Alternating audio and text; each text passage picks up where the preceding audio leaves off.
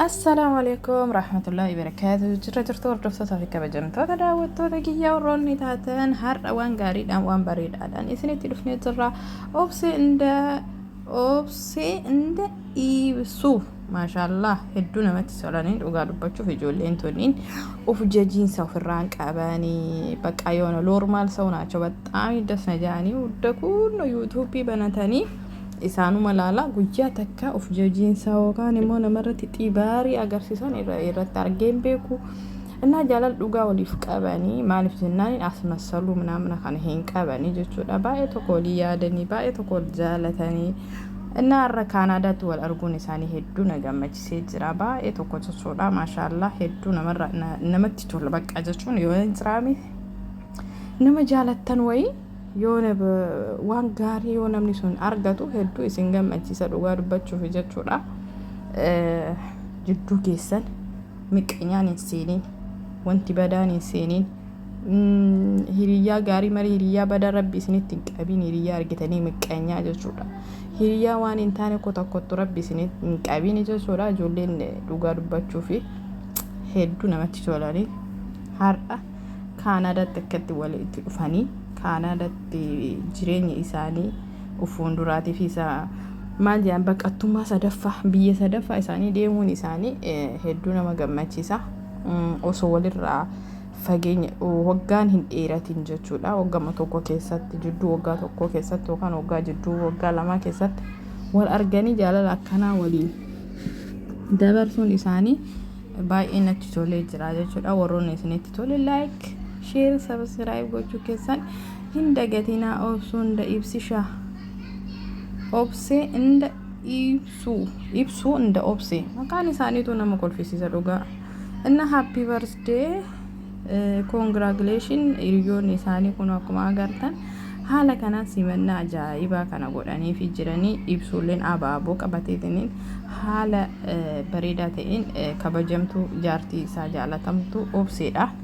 haala kanaan kaanaadaatti eegee jireenya kaanaadaatti akka jedhanii jalqabu jedhanii jechuudha. Jireenya kaanaadaarratti rabbiin kan jaalalaa kaa akkuma duraan waliin dabarsitan san rabbiin daran godhee isiniif haa kennu isiniin jedha.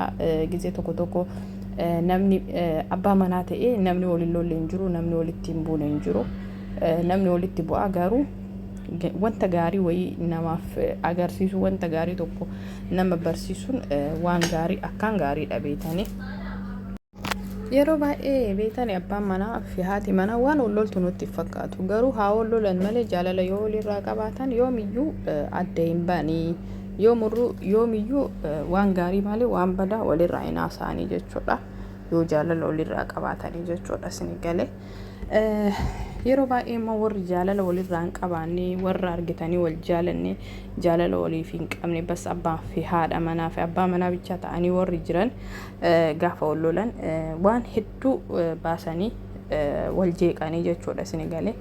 Waan hedduu baasanii dubbatanii wal aarsanii jechuudha. Waan ta'eef isa kana saniifuu hamtuu keessan nun dhageessisinii ijoollee gaarii, ijoollee qaxalee, ijoollee bareedduu, ijoollee waa hedduu irraa baratan jechuudha. Ijoolleen tunniin ijoollee waa hedduu nama barsiisanii jechuudha.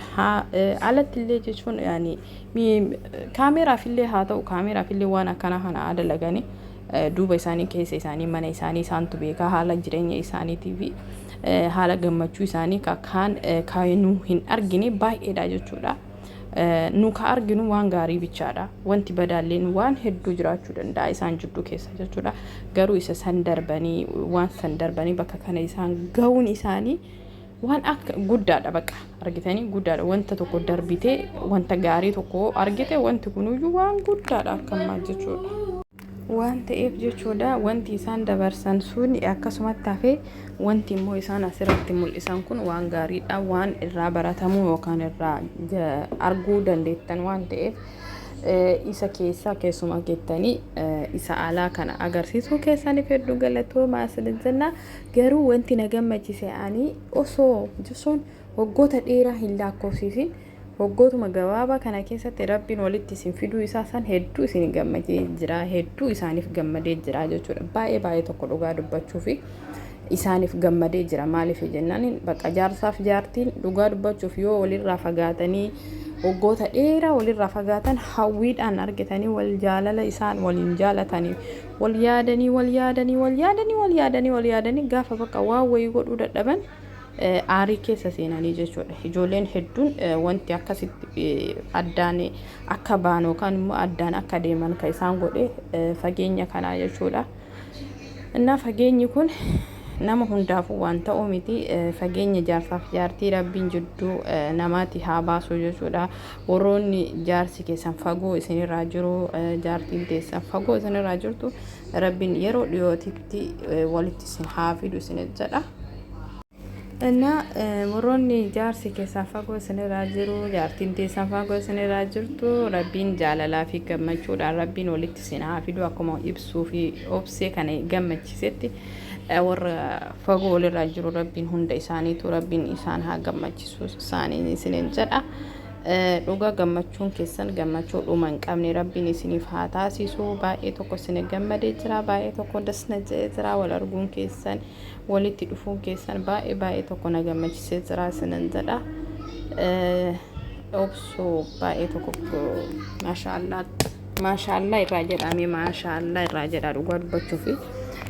Isti namni beekanii gisee ammaa kana keessatti maashaallah walirraa jennee wal gammachiisne laayikii, sabskiraaybii, sheerii walii godhaa guddisaa. Ijoollee tunneen ijoollee biyya amma duraan Keeniyaa keessa turanii Naayiroobii keessatti jaalala akkasitti waliin jiraataa mana tokko keessatti akka barbaadanii wal gammachiisaa biraan godhaa bakka kana ga'anii jechuudha.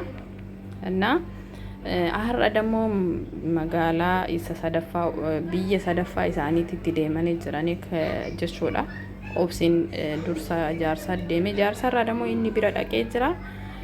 Dhugaa dubbachuuf jaalala dhuma hin qabne rabbiin isin haa taasisu. Bakka gammaddee koongiraagileeshin. Jaalala dhuma hin qabne ammallee biyya san keessatti teettanii dalagaa gaarii dalagaa akkaan namatti tolu waa hedduu akka dalagdan abdii guddaa isinirraa qaba. Saniifuu dalagaa keessan ka jaalalaa sanii piraankii keessan waa hunda keessan hawwinee jirraa. Isin wal bira teettanii dalaguun keessan baay'ee tokko nu barbaachisa waan ta'eef nu dalagaa isiniin boharraa irra deebiidhaan baga gammaddee obsee jaarsa kee bira dhaquu keetiif baga gammachuu argatte si ja'a maatii keetiif hunda isaaniitiif jechuudha. Obsuufillee yaa maqaan isaanii xiqqoo wal bira waan jiruuf wal fakkaataa waan ta'eef maqaa isaanii yaamuu xiqqoo namatti ulfaata waan ta'eef isinin jedha. Hiriyoota isaanii hundaa baga gammaddanii guyyaa isaanii kana isaan waliin kabajuu keessaniif jechuudha. Maashaallah irraa jedha. Warroonni as jala jirtan like, subscribe gochuu keessaniin dagatinaa. Viidiyoo biraatiin haqa walitti dhufnutti. Assalaamu alaikum warahmatullaahi wabarakaatuh.